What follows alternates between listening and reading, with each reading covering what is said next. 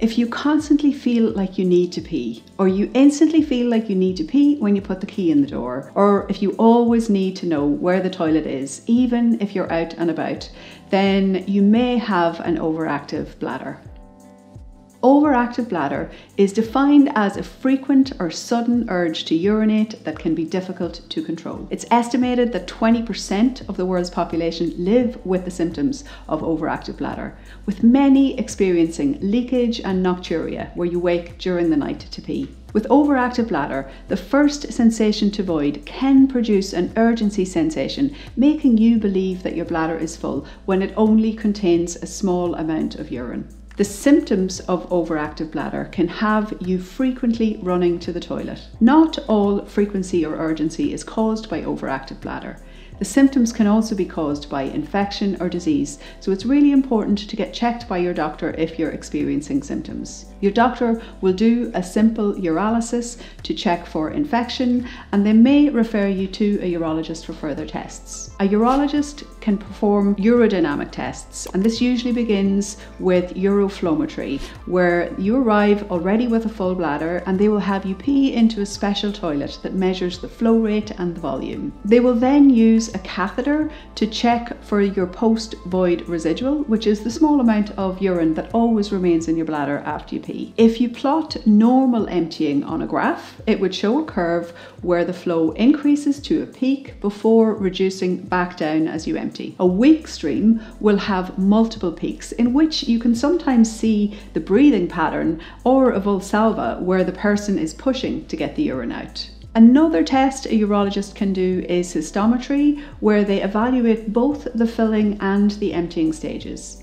In cystometry, pressure sensors are placed into the bladder, vagina and rectum. To test the filling phase, the bladder is slowly filled while the pressure is monitored. A normal bladder will have a smooth filling pattern. With overactive bladder, some increases in bladder pressure can be seen if the bladder is having urgency contractions during the filling stage. Cystometry also monitors for leakage during the filling phase. When the bladder is full, you will urinate into that special toilet that measures flow and volume, while the sensors also monitor the pressure. They may insert a small camera in through the urethra into your bladder to visually check for abnormalities. If they find an underlying cause for your issue, such as infection, abnormality, or some sort of disease, the treatment will focus on that underlying cause. If no underlying infection or disease is found, they may suspect overactive bladder syndrome. They may ask you to keep a bladder diary for 3 to 7 days,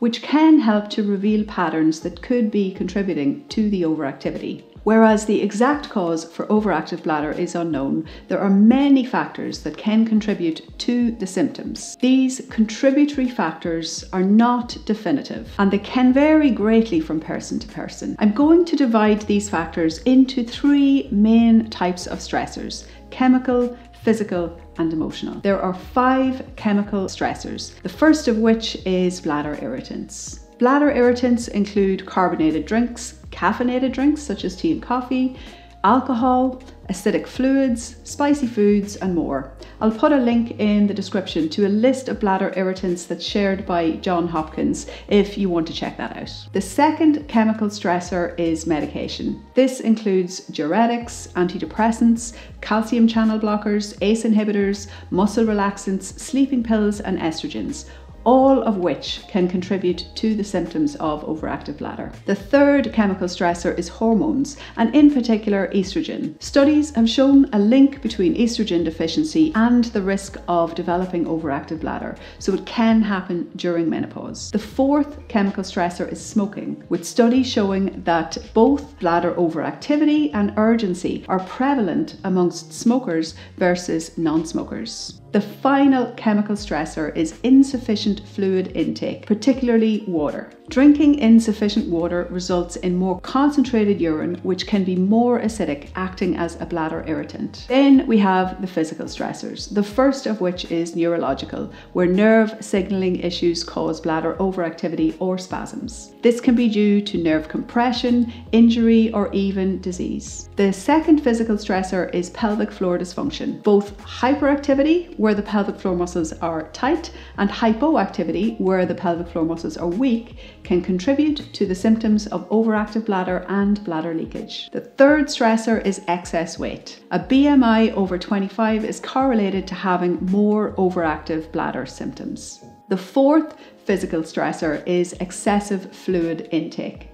I call this a physical stressor because the impact of excessive fluid is more volume, which causes more stretching of the bladder and more frequency because of the increased volume. The fifth physical stressor is just in case peeing. Consistently peeing when you don't have to, particularly if there's only a small amount in your bladder, can negatively reprogram the bladder. Lastly, there are the emotional stressors. Stress, anxiety, and depression have all been shown to exacerbate bladder symptoms. So reducing your stress levels if you suffer from overactive bladder can really have a positive impact. When you receive an overactive bladder diagnosis, there are a number of treatments that your urologist may suggest. These include conservative treatments such as bladder retraining, pelvic floor muscle training, medication, or electrical nerve stimulation. Then there are a number of invasive treatment options, the first of which is Botox. For the Botox procedure, the bladder muscle is given multiple injections